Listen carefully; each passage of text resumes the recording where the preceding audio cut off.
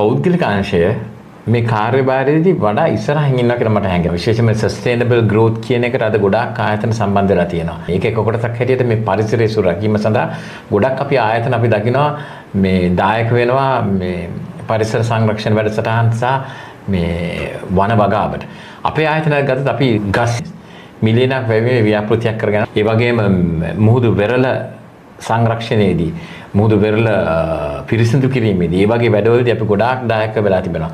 ඒ වගේම නගර පිරිසිදු කිරීම වෙනුවෙන් අපේ ආයතනයේ පෞද්ගලිකවම විශේෂම කටුනායක ආශ්‍රිත ප්‍රදේශවල නගර පිරිසිදු කිරීම සඳහා අපි දායක වෙනවා. පරිසරය සඳහා පෞද්ගලික අංශයේ ලොකු දායකත්වයක් තියෙනවා. අවුරුදු ගණනාවක් ඉඳන් ඒක දායකත්වයේ තිබෙනවා. තව දෙයක් තමයි පුහුණු කිරීමේ වැඩසටහන් අපි ක්‍රියාත්මක වෙනවා. විශේෂයෙන්ම ආයතන මට්ටම පෞද්ගලික අංශයෙන් මම දන්නා ගොඩක් වෙනවා. කොහොමද මේ ප්‍රිපෙයාර්ඩ්නස් ලෑස්ති වෙන්න ඕනේ මේ වගේ දේවල් වලට. ඒ වගේම ධනාත්මක හිතන ආකාරය ගැන වැඩසටහන්. ඒ වගේ වැඩසටහන් තුලින් ගොඩාක් දේවල් කරමින් පවතිනවා. ඒ වගේම මේ ව්‍යසනයකදී ගොඩක් වෙලාවට අපි දායක වෙලා තිබෙනවා අපේ සේවකයන් ගොඩනගන්න. ඉතින් ඒ වගේ ගොඩක් වැඩ පෞද්ගලික අංශයේ තිබෙනවා. නමුත් තවත් ඉදිරියේදී සැලසුම් කරන්න ඕනි කියලා මට හැඟෙනවා.